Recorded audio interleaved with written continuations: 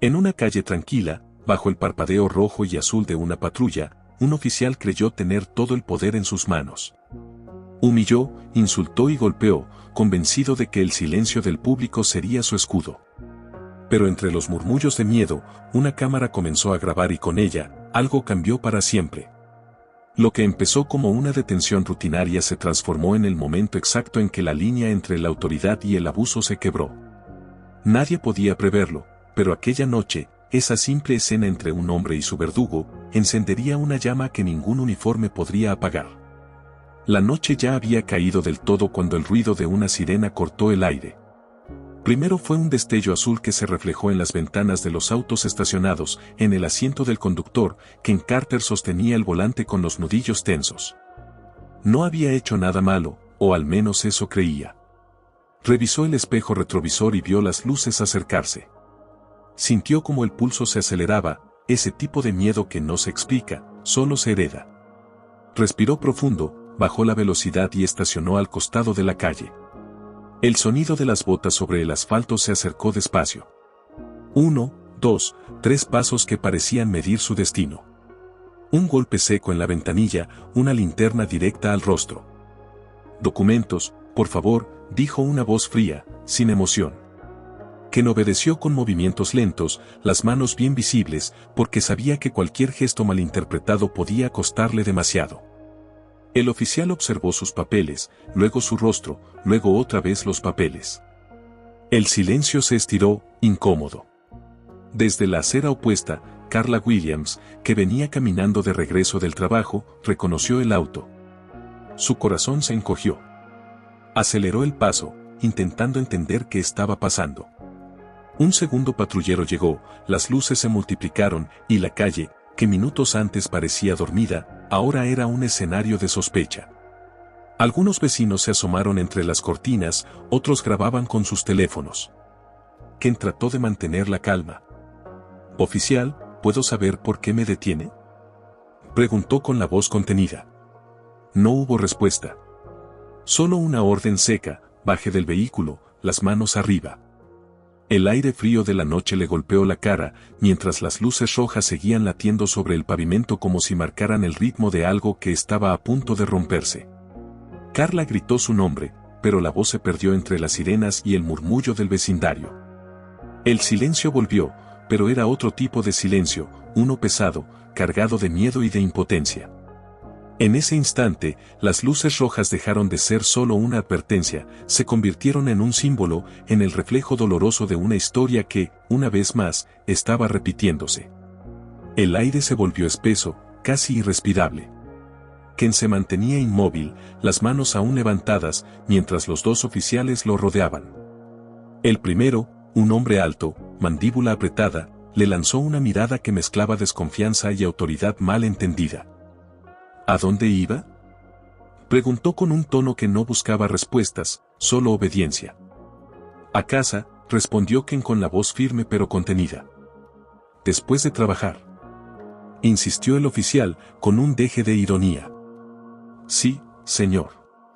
Salí hace media hora». El segundo policía, más joven, parecía incómodo. Miraba a su compañero, luego a Ken, y luego al suelo. La tensión entre ellos era tan densa que cualquier palabra podía ser una chispa. Carla, que observaba desde la acera, intentó acercarse, pero una voz autoritaria la detuvo: «Señorita, manténgase alejada».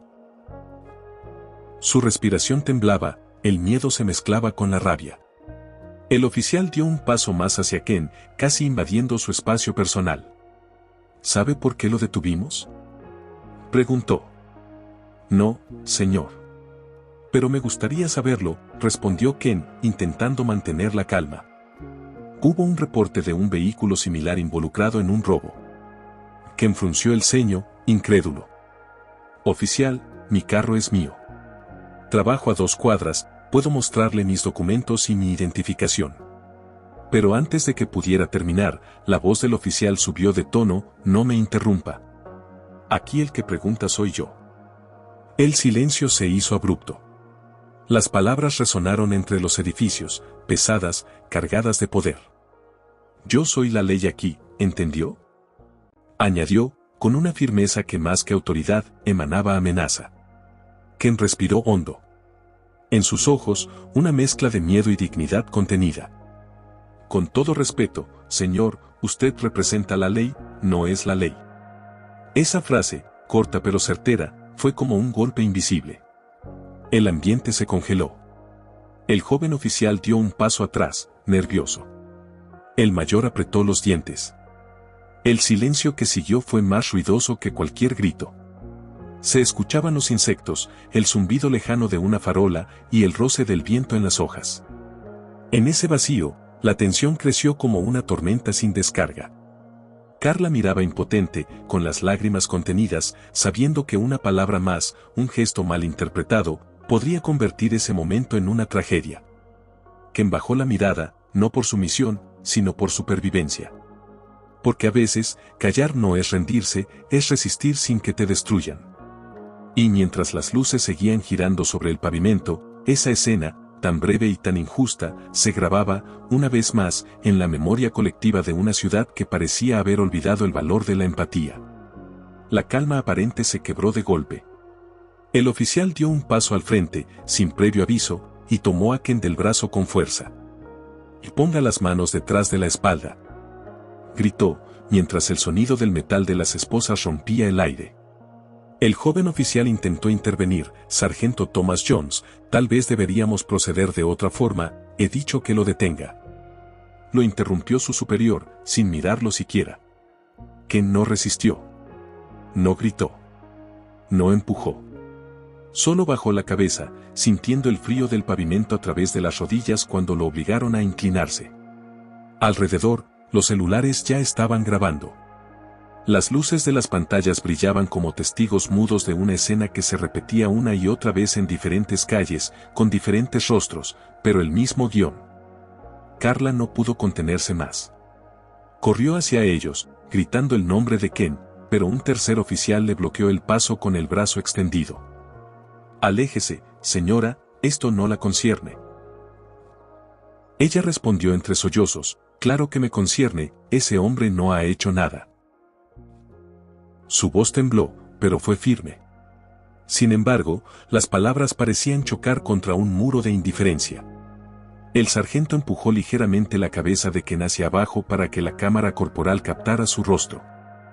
«Esto es lo que pasa cuando no cooperan», dijo, mirando hacia el ente, como si hablara a una audiencia invisible. La insignia brilló bajo el resplandor de las luces rojas y azules, reflejando un poder que ya no parecía proteger, sino castigar. En ese instante, Ken levantó la vista. No con desafío, sino con una calma que desarmaba. Su mirada buscó la de Carla, y entre el ruido, las luces y la humillación, hubo un silencio compartido, una comprensión profunda, que a veces la dignidad no necesita gritar para ser escuchada. Los vecinos seguían grabando. Algunos murmuraban, otros simplemente observaban, paralizados entre el miedo y la impotencia. El joven oficial, incapaz de sostener la escena, bajó la cabeza. El sargento, satisfecho, se apartó unos pasos, como quien termina una obra. La insignia brillaba, pero no por justicia. Brillaba porque el poder, cuando se olvida de la humanidad, se convierte en espectáculo. Y esa noche, la calle se convirtió en un escenario, y la vergüenza, en público entretenimiento. Sin embargo, en medio de la humillación, algo más profundo se estaba gestando, la semilla de una rabia colectiva, de una verdad que tarde o temprano encontraría su voz. La noche terminó, pero el eco de lo ocurrido seguía suspendido en el aire. En esa misma calle, donde horas antes las luces rojas habían teñido el pavimento, ahora quedaban solo huellas, una mancha de aceite, un celular olvidado en el suelo, y un silencio que pesaba más que el ruido. Carla estaba ahí, de pie, mirando el vacío donde se llevaron a Ken. Sus ojos cansados reflejaban algo más que tristeza, reflejaban una decisión. En los días siguientes, los videos comenzaron a circular. Primero en redes locales, luego en los noticieros. Las imágenes eran claras, un hombre detenido sin resistencia, humillado sin motivo. Las voces del vecindario empezaron a levantarse, tímidas al principio, luego con fuerza. Aquella esquina, antes anónima, se convirtió en punto de encuentro. Velas encendidas, carteles improvisados, rostros que antes se evitaban ahora se miraban a los ojos con una verdad compartida, nadie más podía fingir que no había visto. Carla tomó el micrófono en una pequeña concentración frente al ayuntamiento. Sus manos temblaban, pero su voz salió firme. Nos enseñaron a mirar hacia otro lado, pero mirar también es un acto de valentía. Mirar es reconocer que el dolor del otro también nos pertenece. Las cámaras grababan, los transeúntes se detenían. En cada palabra había el peso de lo que todos sabían y callaban. Mientras tanto, en su celda, Ken observaba el amanecer filtrarse entre los barrotes. Pensaba en su madre, en los días tranquilos en que solo se preocupaba por llegar a tiempo al trabajo, en la voz de Carla diciéndole que la justicia empieza con pequeños gestos. A pesar de todo, no sentía odio. Sentía claridad. Sabía que su nombre ahora estaba más allá de sí mismo, convertido en símbolo de algo más grande. Despertar no siempre significa abrir los ojos. A veces significa atreverse a mirar lo que siempre estuvo frente a nosotros. El poder sin empatía, la autoridad sin alma, el silencio cómplice de quienes prefieren no involucrarse. Despertar es entender que la indiferencia también deja cicatrices. Las imágenes cambian. Niños pintando murales con el rostro de Ken, ancianos colocando flores en la esquina donde todo comenzó, una multitud marchando con pancartas que dicen, yo también tengo derecho a volver a casa. El ruido de los pasos, los cantos, las voces unidas llenan el espacio que antes ocupaba el miedo. Y así, lo que empezó con luces rojas en el pavimento terminó con un resplandor nuevo en los ojos de la gente. Porque cuando una historia como esta se repite, el verdadero acto de resistencia no está en el grito, sino en el mirar, en no apartar la vista. Porque mirar, cuando duele, también es amar. Y amar, cuando todo parece perdido, es la forma más pura de seguir luchando. El día del juicio llegó, pero no en un tribunal. Fue en la calle. Frente a la comisaría, cientos de personas se reunieron con pancartas, con fotos de Ken, con velas encendidas a plena luz del día. El aire estaba cargado de emoción, de rabia contenida, de esperanza. Las cámaras de los medios captaban todo, el temblor en las voces, las lágrimas que no se escondían, los cantos que se mezclaban con el ruido de los megáfonos. Carla estaba al frente. Su voz, firme y desgarrada, se elevó entre el murmullo de la multitud, no estamos aquí para pedir permiso. Estamos aquí para ser escuchados. En ese instante, un grupo de agentes salió del edificio, escudos en mano.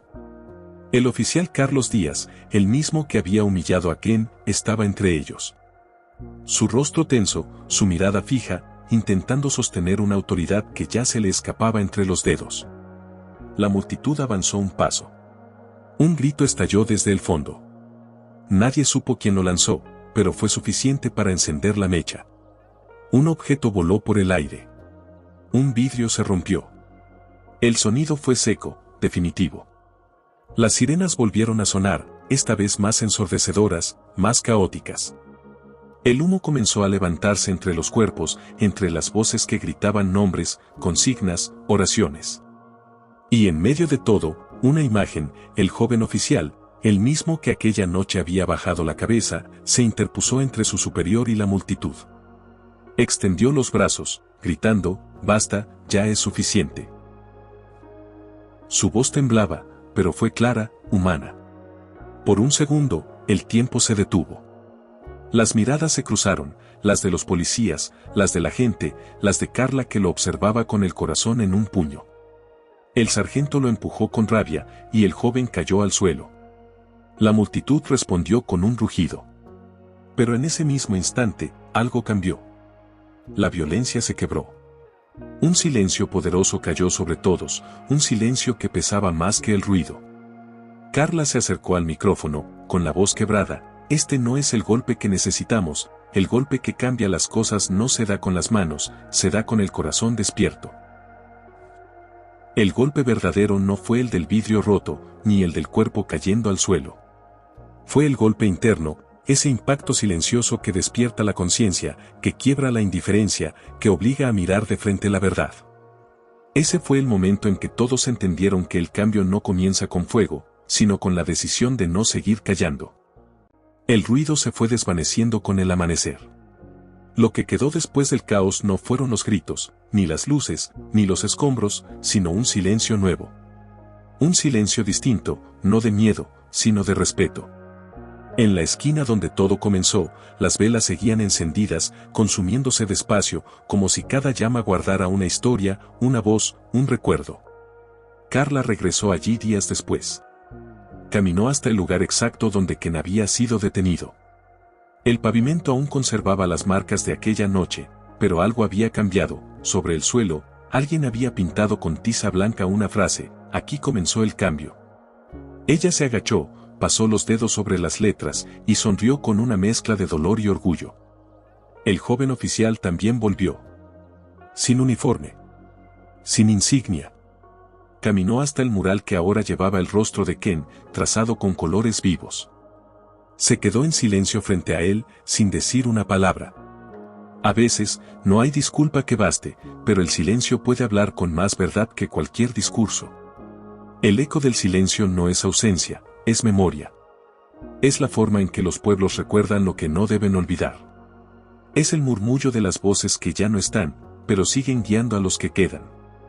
En cada marcha, en cada palabra, en cada mirada que ya no baja la vista, el eco sigue resonando. Carla levantó la vista al cielo, respiró profundo y murmuró: no te olvidaremos. A su alrededor, niños jugaban, vecinos conversaban, y el sol iluminaba el mural como una promesa. La vida, pese a todo, continuaba, pero ahora con los ojos abiertos. Y así, en medio del silencio, el mundo siguió girando. Pero algo dentro de todos cambió para siempre. Porque hay historias que no terminan cuando se apagan las luces, sino cuando aprendemos a escuchar lo que dejaron en el aire. Y ese eco, el eco del silencio, es el que nos recuerda, una y otra vez, que la justicia no comienza en los tribunales, sino en el corazón de quienes se atreven a mirar. El silencio también tiene voz.